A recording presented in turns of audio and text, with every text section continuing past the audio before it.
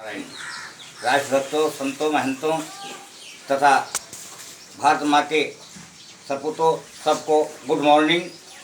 The God helping you, the God helping you.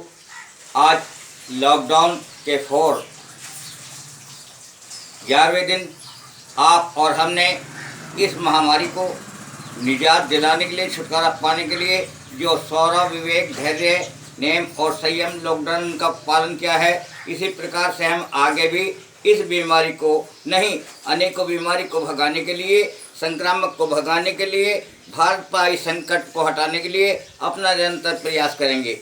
अभी आपने देखा होगा कि श्री राम प्रभु 3 दिवस हो जाते हैं समुद्र का हाथ जोड़ते जोड़ते, तो विनय ने मानत जल्दी जड़ गए 3 दिन बीत, बोले राम सकोप तब भय बिन हो न प्रीत। माननीय श्री नरेंद्र मोदी जी, भारत के प्रधानमंत्री महोदय तथा अन्य राष्ट्रों के एक उभरती हुई प्रतिभा जो विश्व में एक गौरवता और मानवता का सच्चा उदाहरण बने हुए हैं, और यहाँ तक कि अन्य देशों ने उनको संकट मोचन की उपाधि दी है। हमारे लिए गर्व की बात है। आज पड़ोसी मुल्क चीन, हम यहाँ अपने कोरोना बीमारी में व्यस्त थे, लेकिन वो लद्दाख के अंदर तैयारी कर रहा था, लेकिन कूटनीति के चक्र में हमें चीन को ऐसा सबक दिया है कि शायद वो कभी भूल भी नहीं सकता, क्योंकि आज भारत वो भारत 1962 वाला नहीं है, क्योंकि आज भारत एक नया भारत है। आज का युवा, आज का भारतीय, आज का नौजवान जाग गया है।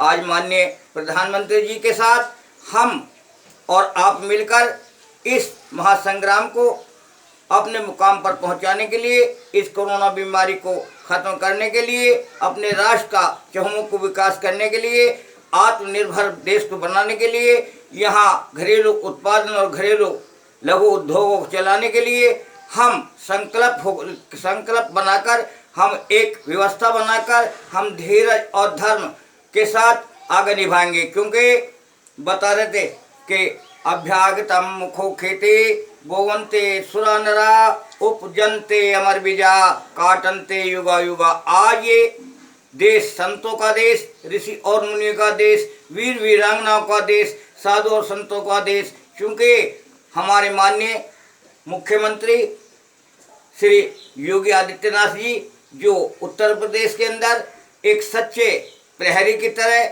एक सच्चे नायक की तरह, सच्चे राष्ट्रपिता की तरह, सच्चे देशभक्ति की तरह जो काम कर रहे हैं, जन जन को सेवा कर रहे हैं, और इतना बड़ा काम उन्होंने करके दिखलाया है कि अब से पहले नहीं कभी किया, किसी ने नहीं कर सकेगा। क्योंकि आज भूखों को भोजन, प्यासों को पानी, गरीबों का स्वास्थ्य सेवा और महामारी कोरोना से लड़ने के लिए, जन जन का कल्याण करने के लिए, भारत के स्वाभिमान को लौटाने के लिए, अपने मजदूर जो भारत की एक रीढ़ है, जिसके दम पर बड़े बड़े कल कारखाने चल रहे हैं, जिनके दम पर बड़े बड़े उद्योग लगे हैं, और आज हमको पुनः आवश्यकता है कि उनका हक उनको दिलाने के लिए आज माताएं, आज हमारी बहनें सड़कों पर दर दर भटक रही हैं। पढ़ी लिखी युवा शिक्षित बहनें, मजदूर परिवार की बहनें, न तो वो ब्याही रही न कुंवारी रही, आज उनकी दयनीय दशा हो गई है। शिक्षा दीक्षा के बाद जब उनको परीक्षा देने के लिए जाना पड़ता है, लखनऊ, इलाहाबाद, मेरठ, गुजरात या अन्य झांसी स्थानों पर बड़ी समस्या का सामना करना पड़ता है। मैं इस मौके पर कहना चाहता हूँ, संकट की घड़ियों में कि इन ग्रामीण निवासी भूमिहीन मजदूर परिवार की बहनों को, ग्रामीण मजदूर परिवार के युवकों को, शिक्षित युवकों को माननीय प्रधानमंत्री महोदय जी, माननीय उत्तर प्रदेश मुख्यमंत्री जी जिला सेवा योजना कार्यालय के माध्यम से उन लोगों को जिन्होंने साक्षर भारत मिशन में अपनी सेवाएं दी हैं, जो व्यवसायिक योग्यताधारी हैं, जिन्होंने ITI उत्तीर्ण की है, उन बहनों को स्थानीय स्कूल में अध्यापक रखा जाए, योग्यता और अनुभव के आधार पर उनको काम दिया जाए। क्योंकि जब हर हाथ को काम होगा तो देश हमारा खुशहाल होगा। अभी मैं देख रहा था कि रिपब्लिक भारत के अर्नब गोस्वामी जी के चैनल पर रात 8 बजे हमारे कवियों का एक बहुत अच्छा प्रोग्राम था जो हमें ऊर्जा भर रहा था। हम धन्यवाद देना चाहते हैं ऐसे लेखकों का, ऐसे रचयिताओं का, उन प्रहरियों का जो सब इस संग्राम में लगे हुए हैं। हम परस्पर दूरी बना कर रहेंगे 2 गज की, हम मास्क लगा कर रहेंगे, हम सफाई बना कर रहेंगे, हम बार बार हाथ साबुन से धोकर रहेंगे और आसपास में भूखे प्यासों का ध्यान धरते हुए इस राष्ट्र को मजबूत बना कर रहेंगे। क्योंकि बता रहे थे कि उन्नतिशील देश नहीं बनता धन के भरे खजानों से, उन्नतिशील देश नहीं बनता एटम बम बनाने से, उन्नतिशील देश बनता है उन्नतिशील जवानों से। 2 वर्ष पूर्व हमारे नन्हे मुन्ने बच्चों ने माननीय जिलाधिकारी बिजनौर 10 तारीख अंतर्राष्ट्रीय मानव अधिकार दिवस अवसर पर जो लगातार जब लोग हमारे प्राण हैं तब तक तो हम इस अंतर्राष्ट्रीय मानव अधिकार दिवस पर बिजनौर समय पर पहुंचते रहेंगे संविधान के दायरे में, और उसके बाद ये आने वाली संतान इस महा प्रोग्राम को लेकर चलेंगे। क्यों समाज और राष्ट्र का हम चिंतन करते हैं, समाज और राष्ट्र की मांगों को लेकर वहाँ पर उपस्थित होते हैं। क्योंकि हमारे इन बच्चों ने बताया था होश में आ ओ शैतान, नारा दिया था होश में आ ओ शैतान, बाप है तेरा हिंदुस्तान, बाप है तेरा हिंदुस्तान। बाप की आज्ञा के अनुसार, बाप की आज्ञा अनुसार, नियमानुसार बाप का सेवा में ही कल्याण है। क्योंकि जब इस देश के अंदर अत्याचारी बढ़ते हैं, राक्षस बढ़ते हैं, तो प्रकृति का एक नियम है, वो उस स्वतः ही बदला लेने के लिए तैयार हो जाती है। क्योंकि आप बताया कि आई तो तुझे याद धर्म की, अंत समय में आई, अगर आ जाती पहले याद तो होती ले नहीं लड़ाई। मैं चीन के प्रधानमंत्री को, राष्ट्रपति को धन्यवाद देना चाहता हूँ कि उन्होंने यथा समय इस संग्राम को, अपने विनाश को बचा लिया।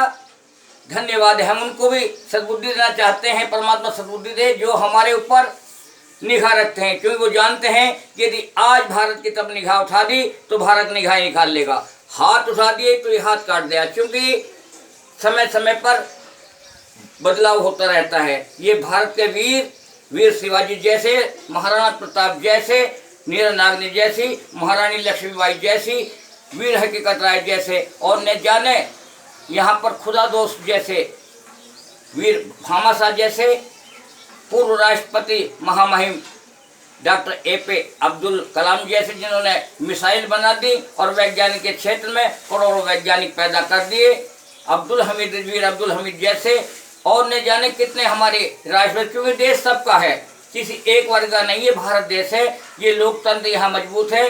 और यहाँ बता रहे democracy is the government of the people. इस मर्यादा को, इस सिद्धांत पर हमें चलने की आवश्यकता है। और मैं बताना चाहता हूँ कि हम अखिल भारतीय गोस्वामी महासभा के माध्यम से समाज और देश की सेवा करते आए हैं और करते रहेंगे। किंतु तमाम वायदों के बाद भी ये मेरा समाज नाथ योगी उपाध्याय अरण्य दशना में बटा हुआ है। इसकी आज दयनीय दशा बन गई है। इन छोटे महंतों को, छोटे पुजारियों, छोटे आश्रमों को, छोटे मंदिरों को, छोटे पूजा स्थानों को, ग्रामीण अंचलों के पूजा स्थलों पर हम ध्यान दें। क्योंकि भारत की आत्मा गांव में बसती है। और बता रहे थे कि प्रधानमंत्री महोदय के कोष में दान दें, माननीय मुख्यमंत्री कोष में दान दें। क्योंकि खिलाना रोटियां पानी, पिलाना भूखे प्यासे को, किसी बेकस मुसीबत में पड़े का दर्द मिटा देना इबादत है। किसी नासाद को प्रसाद कर देना इबादत है। किसी बर्बाद को आबाद कर देना। ये सीखा भाइयों हमने चरण सदगुरु के छू करके, खुदा से हो अगर मिलना पता खुद का लगा लेना। क्योंकि इंसान से किन्हा नहीं अच्छा, इंसान से किन्हा नहीं अच्छा, जिस सीने में किन्हा हो वो सीना नहीं अच्छा। आवाज़ें आती है लबे आबे कफू से, मरना ही यहाँ खूब है, जीना नहीं अच्छा। क्योंकि लेखनी वर्षा सुधारस आज हरि गुणगान की, प्रेम से बोलो सभी जय भक्त और भगवान की। भक्त और भगवान का रिश्ता अमर अटूट है, नाता सही भगवान का, दुनिया का नाता झूठ है। हमने दूसरे लॉकडाउन में ही पहले बताया था कि कान खोले कर बैरी सुन लो, चाहे जैसा जाल तुम बुन लो। कान खोले कर बैरी सुन लो चाहे जैसा, जाल तुम भून लो। तो बहुत सारी चीज़ें हैं। आज हम अपने नौजवानों का, माताओं का, भामाशाओं का धन्यवाद देते हैं और खुलकर दान दें, क्योंकि दे पाए दे कछु, दे कछु दे मिलेगी खे में तो कौन कहेगा दे। खुदा दोस्त ने तो राज दे दिया। क्यों बता रहे थे कि मेरे मौसिन ने घबराओ हैरान हो, मर्जी रखी में है कोई चारा नहीं, दे चुका संत लस जब के राहे खुदा, इसमें काबू रहा कुछ हमारा नहीं। इन्हीं शब्दों के साथ धन्यवाद। जय हिंद,